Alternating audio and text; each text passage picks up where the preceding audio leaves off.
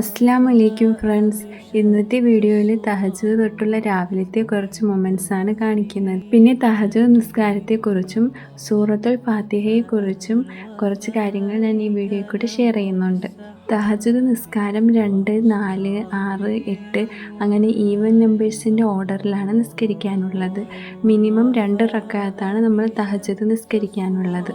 ഇപ്പോൾ നമ്മൾ 4 റക്അത്താണ് തഹജ്ജുദ് നിസ്കരിക്കുന്നതെങ്കിൽ 2 റക്അത്ത് നിസ്കരിച്ച് സലാം വീട്ടിട്ട് അടുത്തതായിട്ട് 2 റക്അത്ത് നിസ്കരിക്കണം.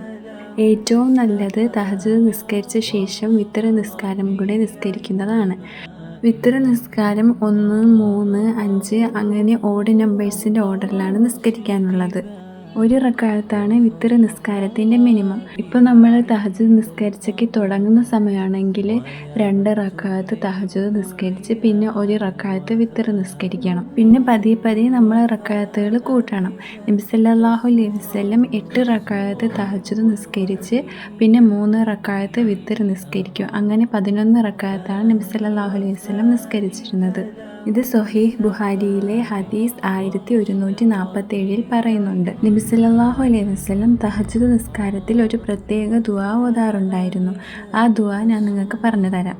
സ്വഹീഹ് ബുഖാരിയിലെ ഹദീസ് 1120 ഈ ദുആയെക്കുറിച്ച് പറയുന്നത്.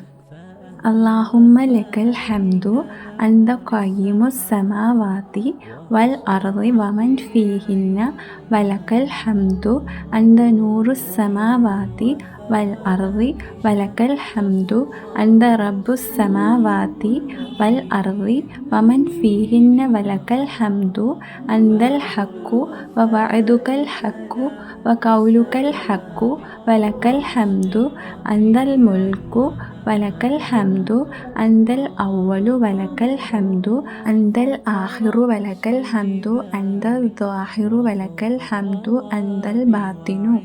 തഹജ്ജുദ് നിസ്കരിക്കാനൊക്കെ നല്ല ആഗ്രഹമുള്ളവരുണ്ടായിരിക്കും. പക്ഷേ അവർക്ക് മടി കാരണം രാവിലെ എണീക്കാനൊന്നും പറ്റത്തില്ലായിരിക്കും. അതുപോലെ തന്നെ ഫർള് നിസ്കാരവും മടി കാരണം നിസ്കരിക്കാൻ പറ്റാത്ത ഒരുപാട് പേര് കാണും. അങ്ങനെയുള്ളവർക്ക് വേണ്ടി ഞാനൊരു ഐഡിയ പറഞ്ഞു തരാം. ഇപ്പോൾ നമുക്ക് എന്തെങ്കിലും ഏറ്റവും വലിയ ആഗ്രഹം കാണത്തില്ലേ? എക്സാം പാസ്സാവണം, അതുപോലെ ഒരുപാട് വലിയ ആഗ്രഹങ്ങളൊക്കെ കാണത്തില്ലേ? അപ്പോൾ നിങ്ങൾ അള്ളാഹുവിൻ്റെ അടുത്ത് ഒരു സത്യം ചെയ്യണം. അള്ളാഹുവെ, ഞാനിനി എല്ലാ നിസ്കാരവും നിസ്കരിച്ചോളാം എന്ന് പറഞ്ഞ് സത്യം ചെയ്തിട്ട് ഇനി അഥവാ സത്യം തെറ്റിച്ചാൽ അള്ളാഹു എനിക്ക് ആഗ്രഹം സാധിച്ചു തരണ്ട എന്ന് അള്ളാഹുവിൻ്റെ അടുത്ത് പറയണം. അപ്പോൾ നിങ്ങൾക്ക് ഒരിക്കലും മടി കാരണം നിസ്കരിക്കാതിരിക്കാനൊന്നും തോന്നത്തില്ല.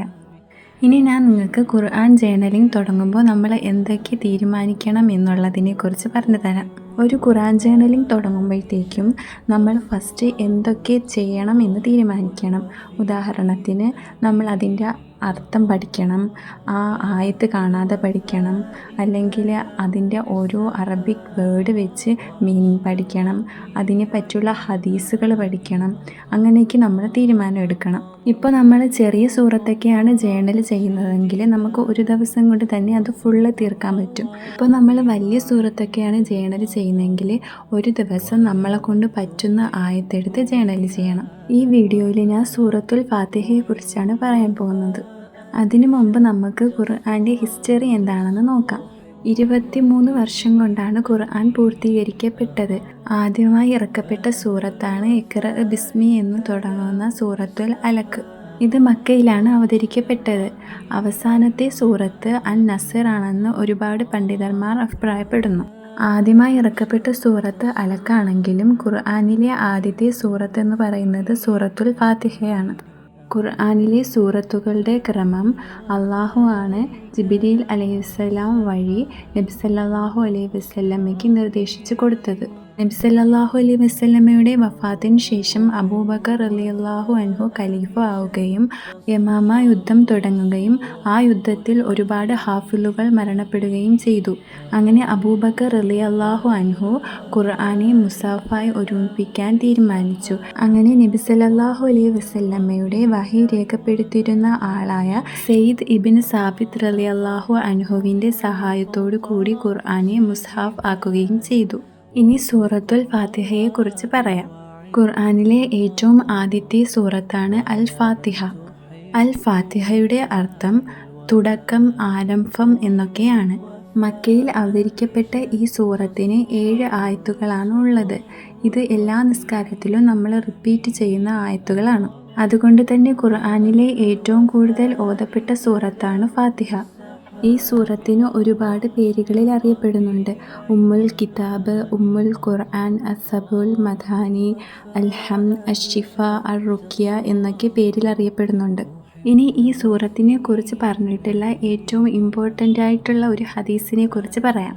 സ്വഹീഹ് മുസ്ലിമിലെ ഹദീസ് 395 അബൂ ഹുറൈറ റളിയല്ലാഹു പറയുന്നു, നബി സല്ലല്ലാഹു അലൈഹി വസല്ലം പറയുന്നത് ഞാൻ കേട്ടിട്ടുണ്ട്. അള്ളാഹു പറഞ്ഞു, നിസ്കാരം ഞാനും എൻ്റെ ദാസനുമായി 2ആയി വിഭജിച്ചിരിക്കുന്നു. നിസ്കാരത്തിൽ എൻ്റെ ദാസൻ അൽഹംദുലില്ലാഹി റബ്ബിൽ ആലമീൻ എന്ന് പറഞ്ഞാൽ ഞാൻ പറയും എൻ്റെ ദാസൻ എന്നെ സ്തുതിച്ചു. അർ-റഹ്മാനിർ റഹീം എന്ന് എൻ്റെ ദാസൻ പറഞ്ഞാൽ ഞാൻ പറയും എൻ്റെ ദാസൻ എന്നെ പ്രശംസിച്ചു. മാലിക് യൗമിദ്ദീൻ എന്ന് എൻ്റെ ദാസൻ പറയുമ്പോൾ ഞാൻ പറയും എൻ്റെ ദാസൻ എന്നെ മഹത്വപ്പെടുത്തി തൻ്റെ കാര്യങ്ങൾ എന്നിൽ ഏൽപ്പിച്ചു എന്ന്. ഇയ്യാക നഅ്ബുദു വ ഇയ്യാക നസ്തഈൻ എന്ന് എൻ്റെ ദാസൻ പറയുമ്പോൾ ഞാൻ പറയും ഇത് എനിക്കും എൻ്റെ ദാസനും ഇടയിൽ ആണ്. എൻ്റെ ദാസൻ ചോദിച്ചതൊക്കെ അവന് ലഭിക്കും. ഇഹ്ദിനസ് സിറാത്തൽ മുസ്തഖീം സിറാത്തല്ലദീന അൻഅംത അലൈഹിം ഗൈറിൽ മഗ്ളൂബി അലൈഹിം വലദ്ദാലീൻ എന്ന് എൻ്റെ ദാസൻ പറയുമ്പോൾ ഞാൻ പറയും ഇത് എൻ്റെ ദാസന് വേണ്ടിയാണ്. എൻ്റെ ദാസന് അവൻ ചോദിച്ചതൊക്കെ ലഭിക്കും. നമ്മൾ എല്ലാവരും നിസ്കാരത്തിനിടയ്ക്ക് ഫാത്തിഹ ഓതുമ്പോൾ ഇത് ശ്രദ്ധിക്കണം. ഇനി നമ്മൾ എപ്പോഴും ഫാത്തിഹ ഓതുമ്പോൾ മനസ്സിൽ അള്ളാഹു നമുക്ക് റിപ്ലൈ തരുന്നുണ്ടെന്ന് ഓർത്തിട്ട് വേണം നിസ്കരിക്കാൻ. ഇനി നമുക്ക് ഓരോ ആയത്തിൻ്റെയും മലയാളം അർത്ഥം നോക്കാം. എല്ലാ സൂറത്ത് ഓതുമ്പോഴും നമ്മൾ ഫസ്റ്റ് തന്നെ ബിസ്മില്ലാഹിർ റഹ്മാനിർ റഹീം എന്ന് ഓതാറുണ്ട്. സൂറത്തുൽ ഫാത്തിഹയുടെ ഫസ്റ്റത്തെ ആയത്ത് തന്നെ ബിസ്മില്ലാഹിർ റഹ്മാനിർ റഹീം എന്നാണ്. ബിസ്മ എന്ന് വെച്ചാൽ പേരിൽ, അർ-റഹ്മാൻ അതിയായ കരുണയുള്ള, അർ-റഹീം അത്യന്തം ദയാമയനായ. അപ്പോൾ ബിസ്മില്ലാഹിർ റഹ്മാനിർ റഹീം എന്ന് പറയുമ്പോൾ പരമകാരുണികനും കരുണാനിധിയുമായ അള്ളാഹുവിൻ്റെ പേരിൽ അല്ലെങ്കിൽ നാമത്തിൽ. ഹംദ് എന്ന വാക്കിൻ്റെ അർത്ഥം സ്തുതി, റബ്ബ് രക്ഷകൻ, ആലമീൻ ലോകങ്ങളുടെ. അപ്പോൾ അൽഹംദുലില്ലാഹി റബ്ബിൽ ആലമീൻ എന്ന് പറഞ്ഞാൽ സ്തുതി സർവ്വലോക പരിപാലകനായ അള്ളാഹുവിനാകുന്നു. അർ-റഹ്മാനിർ റഹീം പരമകാരുണികനും കരുണാനിധിയും. ഇയ്യാക എന്ന വാക്കിൻ്റെ അർത്ഥം നിന്നെ മാത്രമേ. നഅ്ബുദു എന്ന വാക്കിൻ്റെ അർത്ഥം ഞങ്ങൾ ആരാധിക്കുന്നു. നസ്തഈൻ ഞങ്ങൾ സഹായം ചോദിക്കുന്നു. അപ്പോൾ ഇയ്യാക നഅ്ബുദു വ ഇയ്യാക നസ്തഈൻ എന്ന് പറഞ്ഞാൽ നിന്നെ മാത്രം ഞങ്ങൾ ആരാധിക്കുന്നു, നിന്നോട് മാത്രം ഞങ്ങൾ സഹായം തേടുന്നു. ഇഹ്ദിന എന്ന വാക്കിൻ്റെ അർത്ഥം നമ്മെ നയിക്കണമേ. സിറാത്ത് എന്ന വാക്കിൻ്റെ അർത്ഥം വഴി, മുസ്തഖീം നേരായ. അപ്പോൾ ഇഹ്ദിനസ് സിറാത്തൽ മുസ്തഖീം എന്ന് പറഞ്ഞാൽ ഞങ്ങളെ നീ നേർമാർഗത്തിൽ നയിക്കണമേ.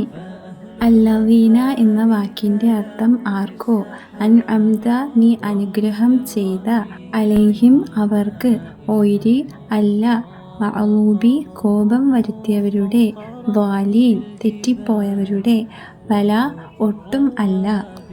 അപ്പോൾ സിറാത്തല്ലദീന അൻഅംത അലൈഹിം ഗൈറിൽ മഗ്ളൂബി അലൈഹിം വലദ്ദാലീൻ നീ അനുഗ്രഹിച്ചവരാരോ അവരുടെ മാർഗത്തിൽ, കോപത്തിൽ ഇരയായവരുടെ മാർഗത്തിലല്ല, പിഴച്ചുപോയവരുടെ മാർഗത്തിലുമല്ല. ഇങ്ങനെയാണ് സൂറത്തുൽ ഫാത്തിഹയുടെ അർത്ഥം. ഇനി നമുക്ക് സൂറത്തുൽ ഫാത്തിഹ മനസ്സിലാക്കിയത് വെച്ച് നമ്മുടെ ജീവിതത്തിൽ എന്തൊക്കെ മാറ്റം വരുത്താം എന്ന് നോക്കാം.